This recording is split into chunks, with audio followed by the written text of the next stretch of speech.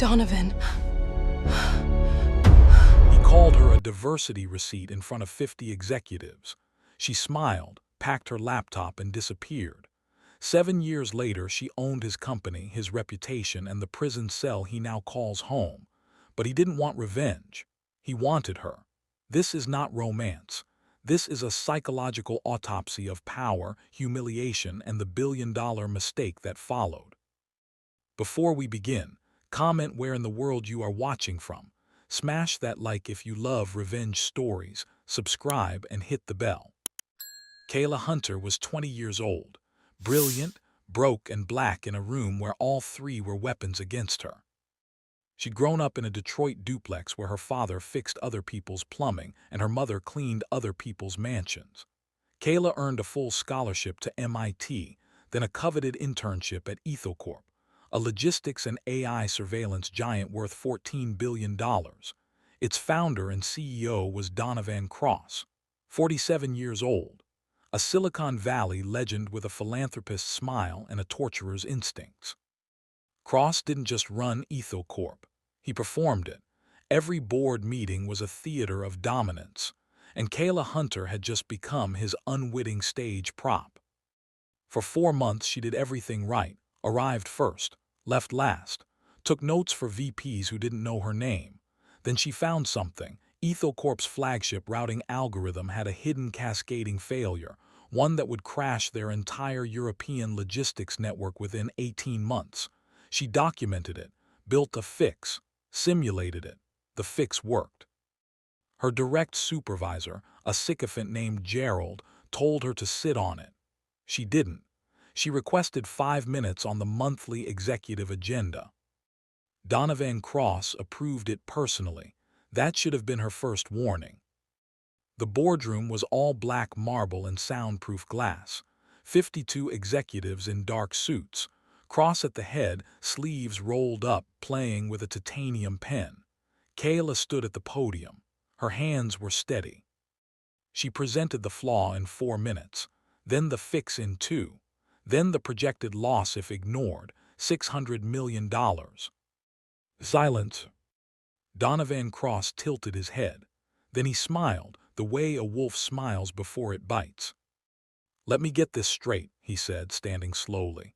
He walked toward her, pen still spinning.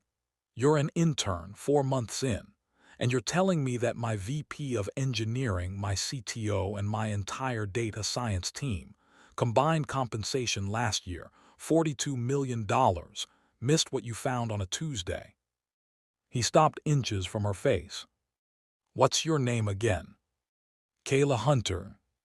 "Hunter?" He said it like a bad smell. "Your file says you're on a diversity fellowship. That's the one where we pay for students who wouldn't otherwise get in, correct?" Someone coughed. Someone else laughed once quickly, then stopped. Cross turned to the room. "So let me translate for everyone. We hired a diversity statistic to check a box. She got overconfident, ran some numbers she doesn't understand, and now she's standing here telling us we're idiots." He turned back to Kayla. His voice dropped to something almost gentle. "You're not wrong, sweetheart. You're just a receipt. A diversity receipt we're supposed to cash and forget." The room erupted, full laughter. Gerald, her supervisor, was red-faced, but not with shame, with performative amusement. Kayla didn't blink. She gathered her papers, one by one. Cross wasn't done. "Security," he said, loud and bored. "Walk her out, and someone delete her access before she breaks something expensive." 2 guards escorted her through the glass doors. Someone had already leaked the boardroom feed internally. By the time she reached the elevator, the clip was on Twitter. By midnight, #diversity receipt was trending with 1.2 million views. She didn't cry in the elevator. She waited until she got to her studio apartment. Then she cried for exactly 7 minutes. Then she stopped. She called her father, James Hunter, a plumber who'd worked on Donovan Cross's own vacation home 3 years earlier. He'd already seen the video. His voice cracked. "Baby, come home." She flew to Detroit the next morning. 2 weeks later, her father had a massive heart attack while replacing a water heater. The doctors said it was stress. Kayla knew the stress had a name: Donovan Cross, the memory of his daughter being called a receipt, and the quiet humiliation of a man who'd spent his whole life cleaning up after people like him. Her father died on a Tuesday. Kayla buried him on a Friday. That Sunday, she legally changed her name to Kayla Nyong'o, her mother's maiden name, the one her mother had hidden to sound less foreign on job applications. She dropped out of MIT, moved into her father's empty duplex, and made a quiet, absolute promise.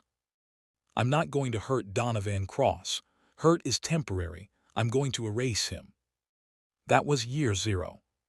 7 years later, she walked back into EthoCorp's headquarters under her new name, Kayla Nyong'o, managing partner of a shadow fund that now controlled 52% of EthoCorp's voting shares.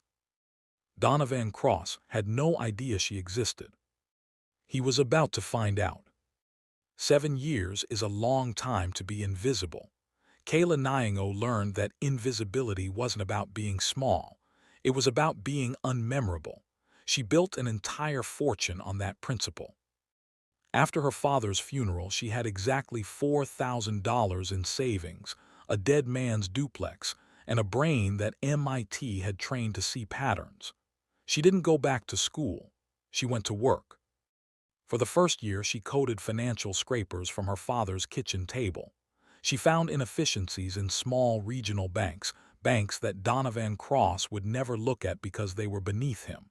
She exploited those inefficiencies. $10,000 became 40. 40 became 200,000. She never touched the money.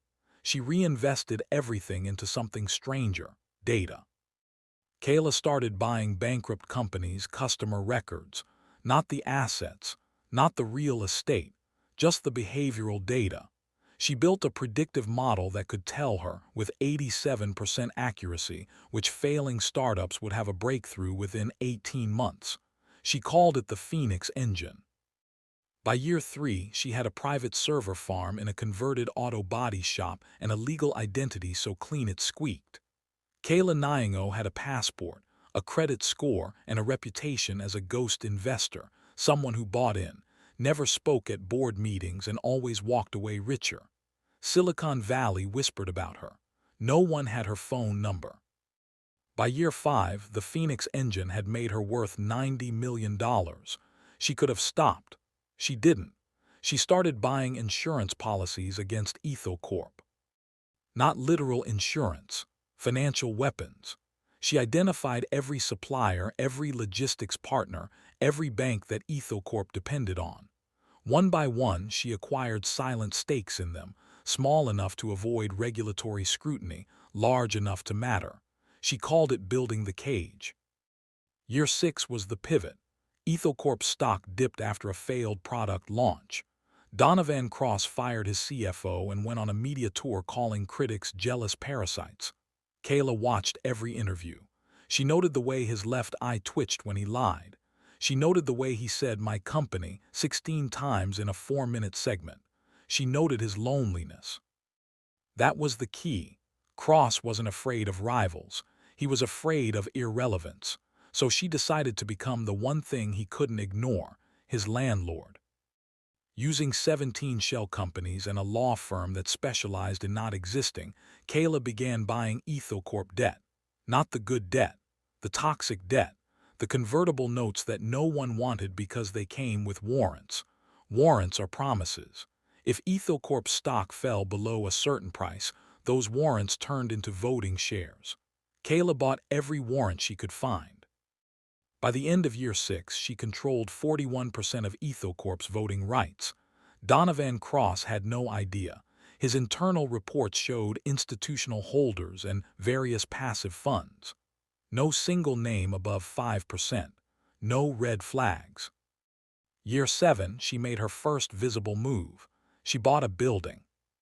Not a skyscraper. A small venture capital firm in San Francisco that happened to have a board seat at EthoCorp. The previous owner was retiring.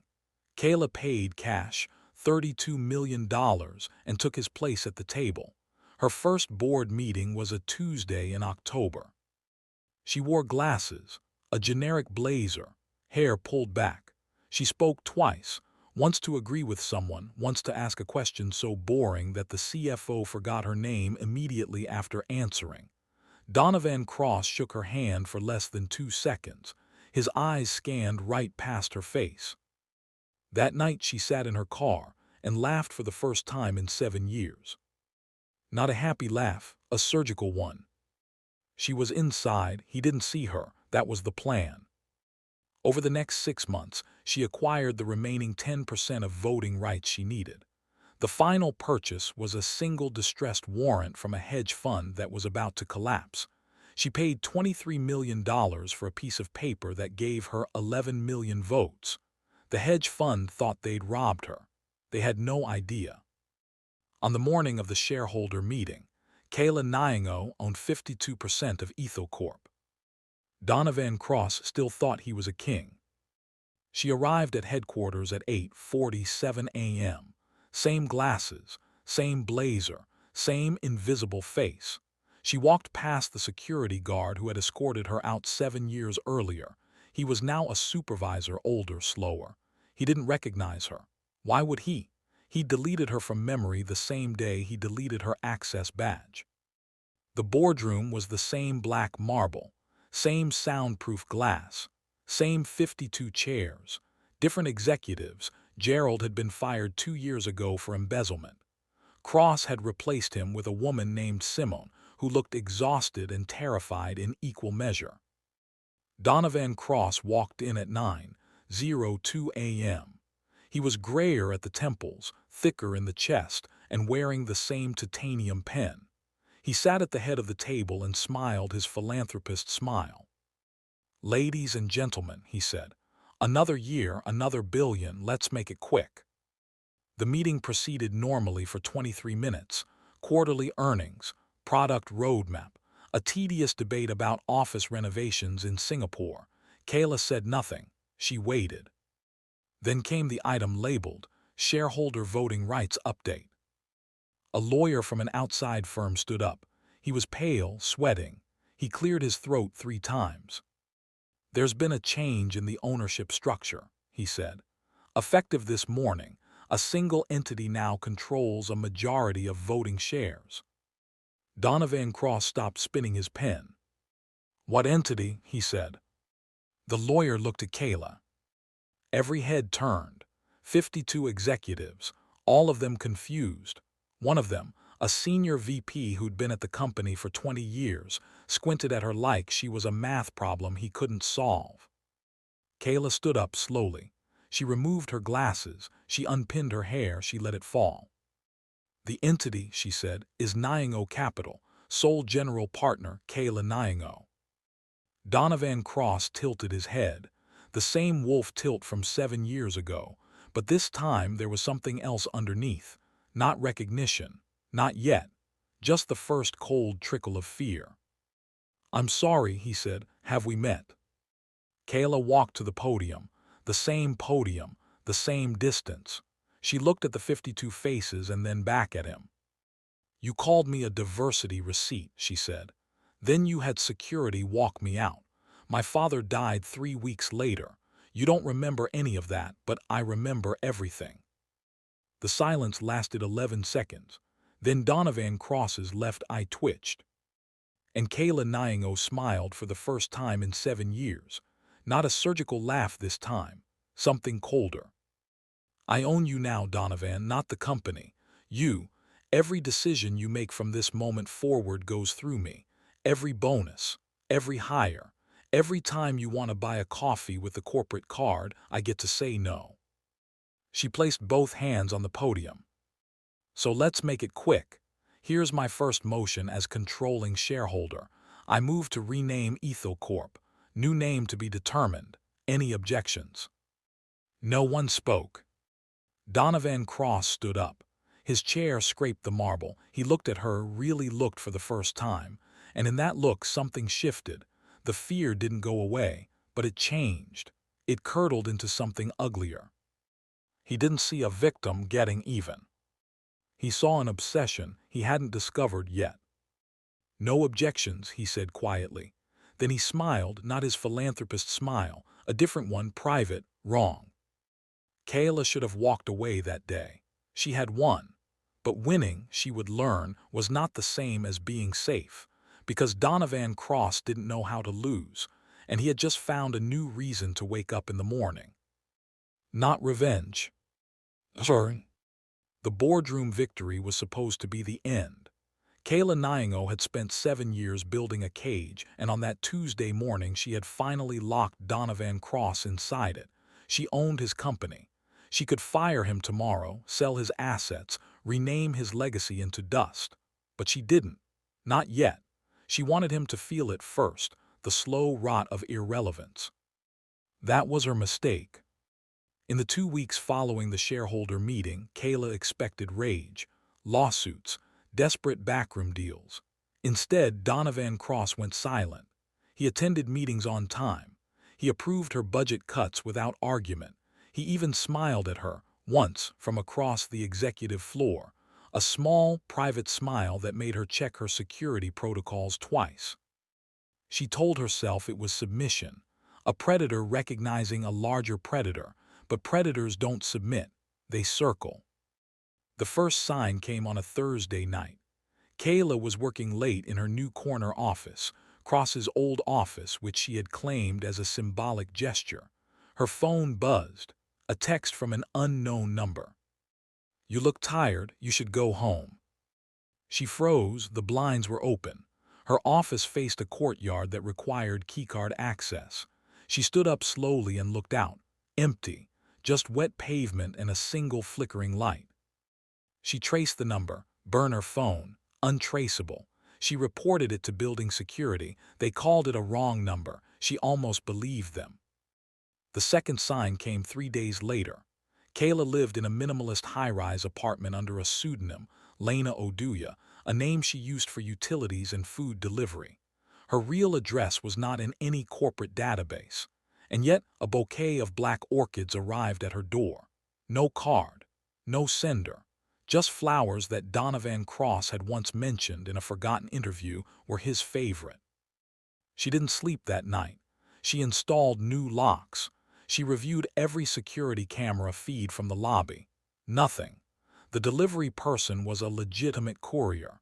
The order had been placed through a shell company that traced back to a dead end in the Caymans. She considered selling her shares and disappearing. She had enough money to live anywhere, be anyone. But that was exactly what the old Kayla Hunter would have done. Run, hide, survive. The new Kayla Nyong'o had not rebuilt herself from ash just to flinch at flowers. So she stayed and she watched. The third sign was not a sign, it was a confrontation. Kayla arrived at EthoCorp headquarters at 6:15 a.m., earlier than usual, to review documents before the executive committee met. The building was nearly empty. Her keycard worked. The elevator opened on the 42nd floor, and Donovan Cross was standing in the hallway, leaning against her office door, holding 2 cups of coffee. He was wearing a black sweater, no suit, no armor. He looked almost human.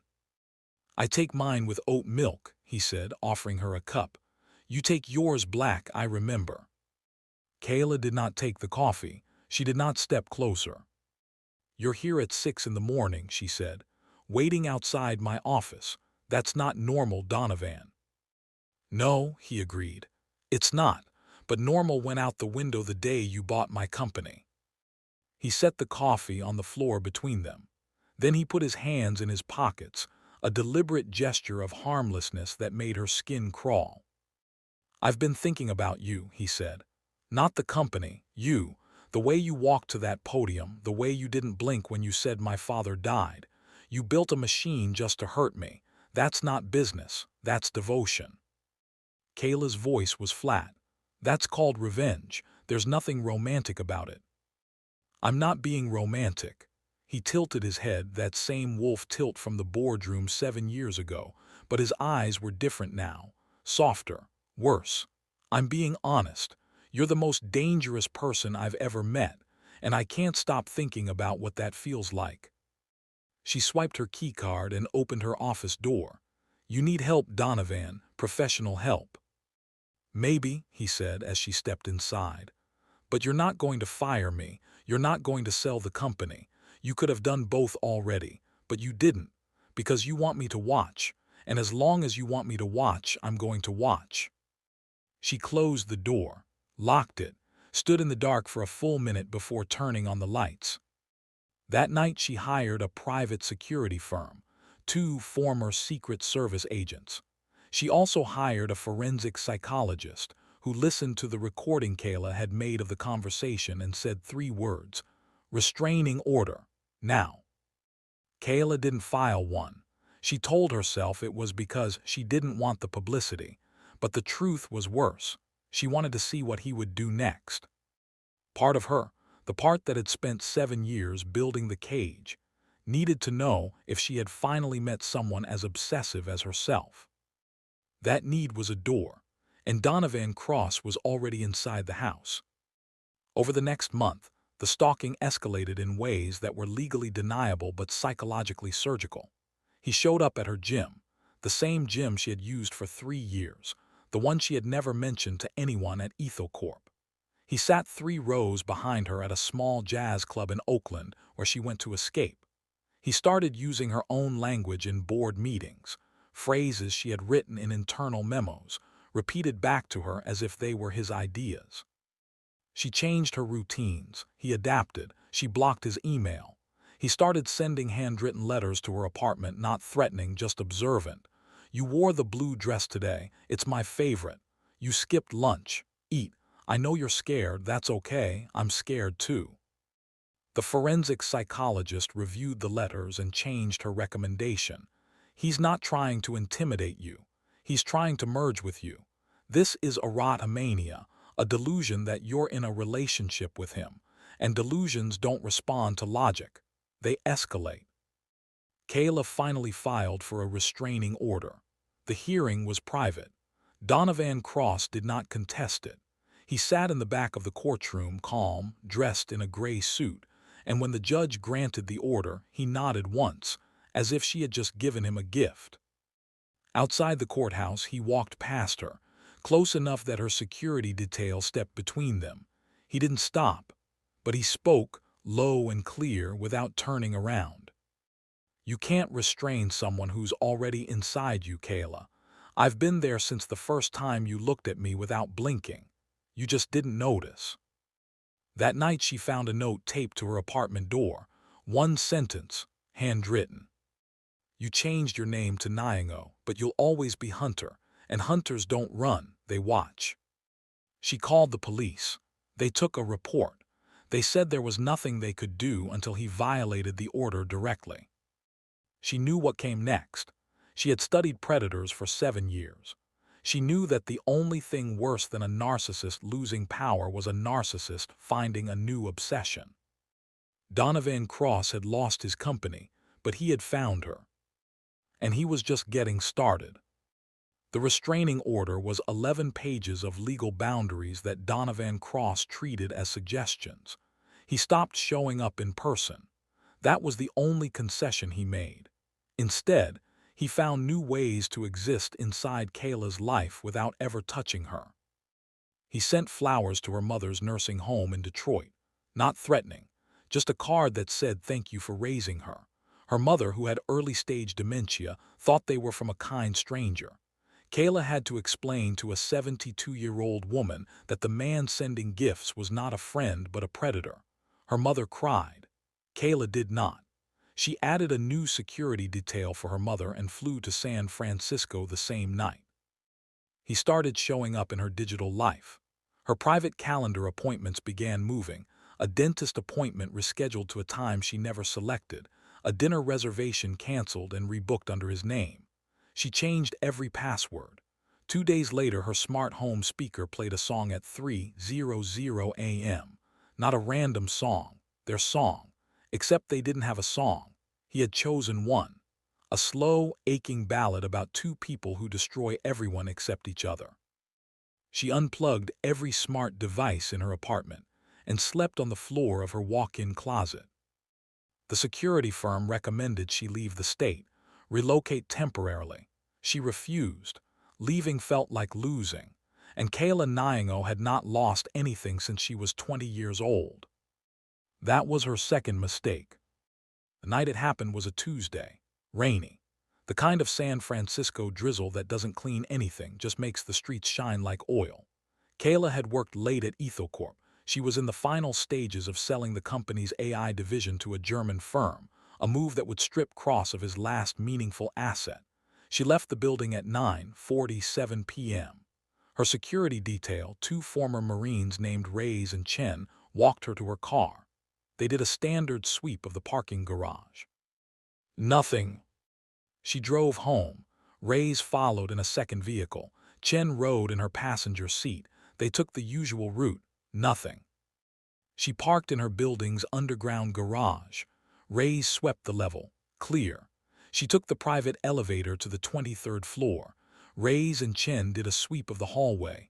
Clear. She unlocked her apartment, stepped inside, and Reyes closed the door behind her. She was safe. She was always safe. That was what she paid for. At 11:12 p.m., she was in her bathroom brushing her teeth. Her phone buzzed, a text from an unknown number. She almost ignored it. Then she saw the preview. Check your bedroom closet. Her heart stopped. She walked to her bedroom slowly. Her hands were steady. 7 years of building a cage had trained her to move through fear. She opened the closet door. Empty, just her clothes, her shoes, the floor where she had slept 3 nights ago. Then she smelled it. Cigarette smoke. Not hers. She didn't smoke. It was faint, old, as if someone had stood in this closet hours ago and exhaled slowly into her clothes. She backed out of the bedroom, called Reyes. He was in the building lobby 2 minutes away. She told him to come up. Then she checked her phone again. The text was gone, deleted from her end too. Someone had remote access to her device. She dropped the phone like it was on fire. Reyes arrived at 11:17 p.m. He swept the apartment. Nothing. He checked the window locks. Nothing. He checked the ventilation system. A long shot, but Kayla had read about stalkers using ductwork to move between units. Nothing. Then Chen called from the lobby. His voice was strange, tight. "Ma'am, you need to come down here." Kayla took the stairs, Reyes behind her. They emerged into the lobby at 11:23 p.m. Chen was standing by the front desk, facing the street-level glass doors. He didn't turn around when she approached. "Don't look yet," he said. "I need to prepare you." "Prepare me for what?" Chen stepped aside. The lobby glass doors faced a small plaza, benches, trees, a fountain that had been dry for years. In the center of the plaza, under a single working light, someone had built something. It was a shrine, not to her, to her father. A blown-up photograph of James Hunter, the old plumbing company photo, the one Kayla kept in her nightstand, the one she had never shown anyone, was taped to a wooden cross. Below it, arranged in a perfect semicircle, were objects: a janitor's mop, a work boot, a heart medication bottle, a funeral program from 2017. And at the center, nailed to the base of the cross, was a handwritten letter in a Ziploc bag. Kayla walked outside. Reyes tried to stop her. She ignored him. The rain had stopped. The air smelled like wet asphalt and something else: gasoline. She knelt in front of the shrine. Read the letter through the plastic. "Dear James, you never knew me, but I knew your daughter before she became a ghost. I knew her when she was just a scared girl with good ideas and a bad accent. I made her into what she is now. Not you, not her mother, me. I killed you, not with my hands, with my words, and Kayla knows that. That's why she came back. That's why she stays. She wants to be close to the man who made her a widow of her own father. I'm going to take care of her now, the way you couldn't, the way no one can, because she's mine. She's always been mine, you just got in the way. Rest well, I'll tell her you said goodbye." Day. Kayla did not cry. She stood up. She walked back inside. She called the San Francisco Police Department and her lawyer and the FBI in that order. Then she called Donovan Cross's personal number. He answered on the first ring. "Did you like it?" he said. His voice was calm, happy even. "I built it myself, took 3 hours. I wanted it to be perfect." "You're going to prison," Kayla said. "Probably," he agreed. "But not tonight. Tonight you're going to lie in your bed and think about how I got that picture, how I knew about the heart medication, how I've been inside your life for months without you noticing. And tomorrow you're going to wake up and realize something." "What's that?" "You can destroy my company. You can take my name. You can put me in a cage, but you can never unmake the thing I've become because of you. I am your monster, Kayla, and monsters don't die, they just wait." He hung up. Police arrived 20 minutes later. They took photographs. They bagged the evidence. They asked her if she had anywhere else to stay. She said no. They asked if she wanted to file additional charges beyond the restraining order violation. She said yes. Then they asked her a question she hadn't expected. "Do you know where Donovan Cross is right now?" She didn't. She pulled up the GPS tracker she had secretly installed on his car 6 months ago, a move she had never told anyone about, not even her lawyers. The tracker showed his vehicle parked at his home address in Atherton. She almost believed it. Then she looked at the shrine again, at the gasoline smell that wouldn't fade, at the photograph of her father that had been taken from her nightstand. Her nightstand, inside her apartment, that only she had keys to. She turned to Reyes. "You swept my bedroom," she said. "You checked the closet. Did you check under the bed?" Reyes went pale. They went back upstairs, Reyes and Chen and 2 SFPD officers. Kayla waited in the lobby. She heard footsteps above her, voices, then a long silence. Then Reyes came down. His face was the color of old paper. "He was there," Reyes said. "Under your bed, for how long we don't know. He left something." Kayla walked to the elevator. Reyes tried to stop her. She didn't listen. The bedroom was exactly as she had left it. The bed was made. The closet door was still open, and on the pillow, her pillow, the one she had slept on 3 nights ago, was a single item. A janitor's badge, her father's, the one she had buried with him. Someone had dug up her father's grave. Kayla Nyong'o sat on the edge of her bed. She did not scream. She did not cry. She picked up her phone and called the only person who could end this. Not the police, not the FBI. The forensic psychologist. "You were right," Kayla said. "He's not trying to scare me. He's trying to become me. And I'm done waiting for him to make a mistake." The psychologist was silent for a long moment. "What are you going to do?" Kayla looked at her father's badge. "I'm going to give him exactly what he wants, my full attention, and then I'm going to make sure he never sees daylight again." She hung up, walked to her closet, and for the first time in 7 years she prayed to a God she didn't believe in. Not for protection, for permission to become worse than him. The arrest happened at sunrise. Kayla didn't sleep that night. She sat on her bedroom floor with her father's badge in her hands and waited. At 5:47 a.m. her phone buzzed. Not a text this time, a call from an unknown number. She answered. Donovan Cross's voice was soft, tired, almost tender. "They're coming for me in about 20 minutes, he said. "I just wanted to hear your voice before I go." "You dug up my father's grave," Kayla said. "I wanted to hold something you loved. You took everything I loved, seemed fair." She closed her eyes. "You don't love anything, Donovan, you consume." "Maybe," he said, "but I consumed you more than anyone, and you let me. You could have sold the company, you could have walked away. Instead, you stayed. You watched. You let me watch back. That's not revenge, Kayla, that's a marriage." She didn't answer. "One more thing," he said. "The shrine, the badge, the flowers, all of it was evidence. I knew you'd call the police. I knew you'd show them everything. That's why I didn't hide." "What are you talking about?" "I'm talking about the difference between stalking and a performance of stalking. between obsession and a man who has nothing left to lose.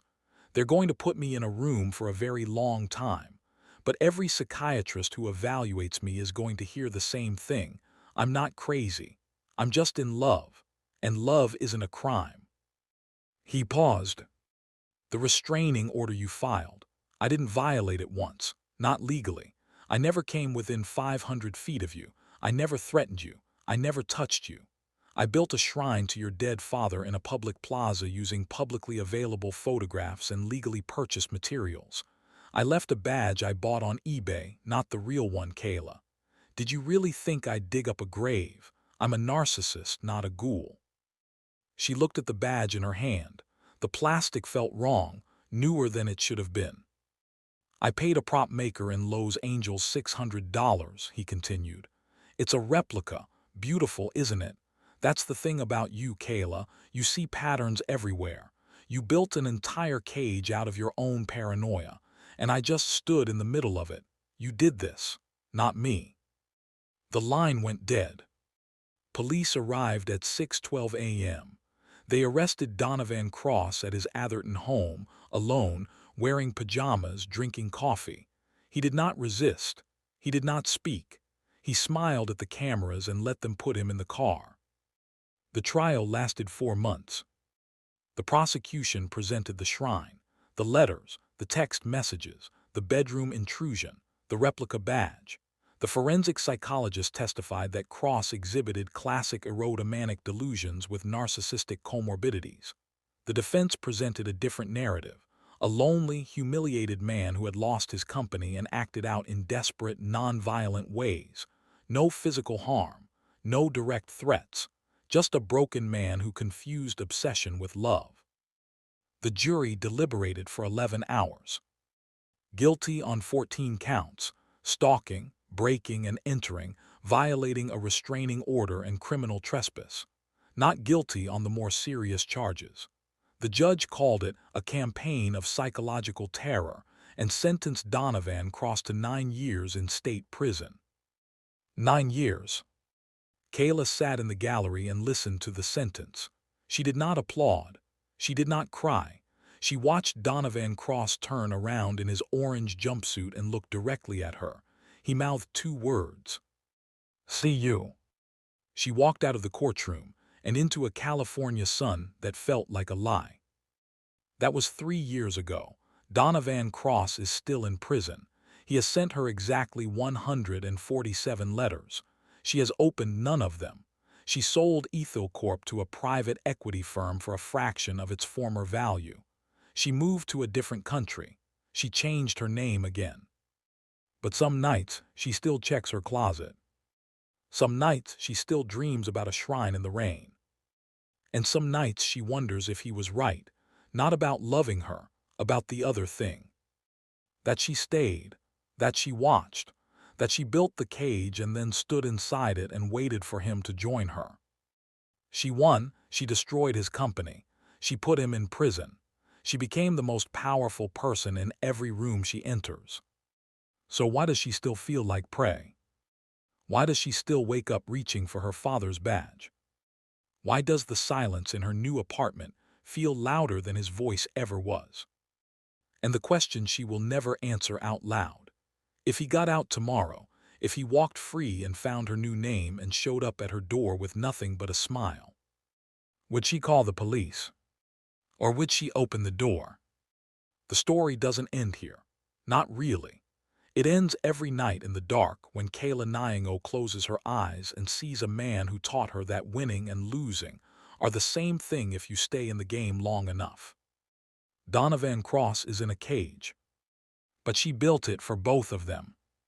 What would you have done differently? Should she have walked away the moment she owned his company? Or did she need to see it through, even if it cost her peace of mind? Comment below, Kayla was right or Kayla became him. And subscribe for more dark thrillers that don't pretend revenge is clean. Like and subscribe. I'll see you in the next one.